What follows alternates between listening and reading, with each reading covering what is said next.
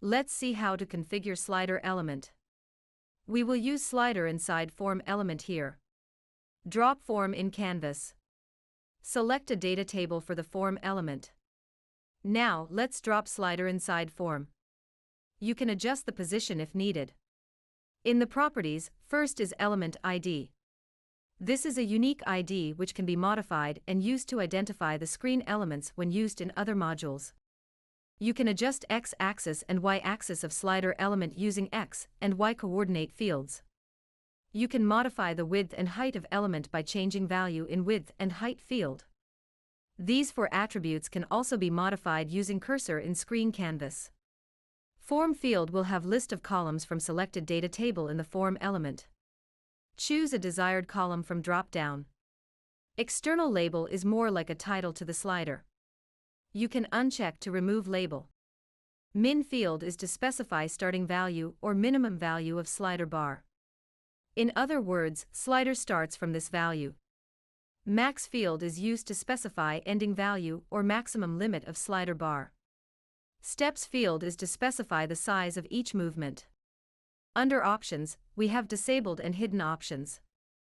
When disabled checkbox is checked, end users will not be able to provide input in slider.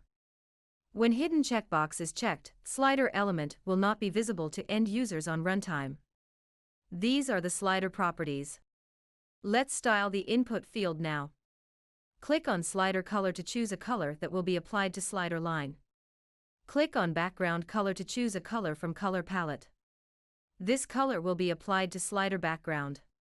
Under font family, you can choose desired font for label. You can change font size by manually entering a value here. Click on font color field to change the default black font color.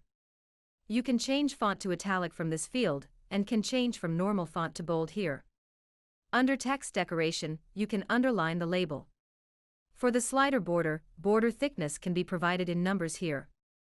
A desired border color can be selected using border color field. Moving on to events section. When you click on plus symbol, a configure event pop-up appears with event type and select event fields.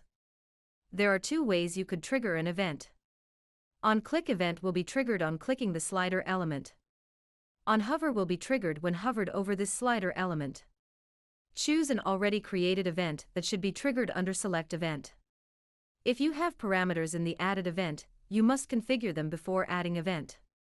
You can also edit the event parameters and can delete the added event here. This is how you can configure slider element.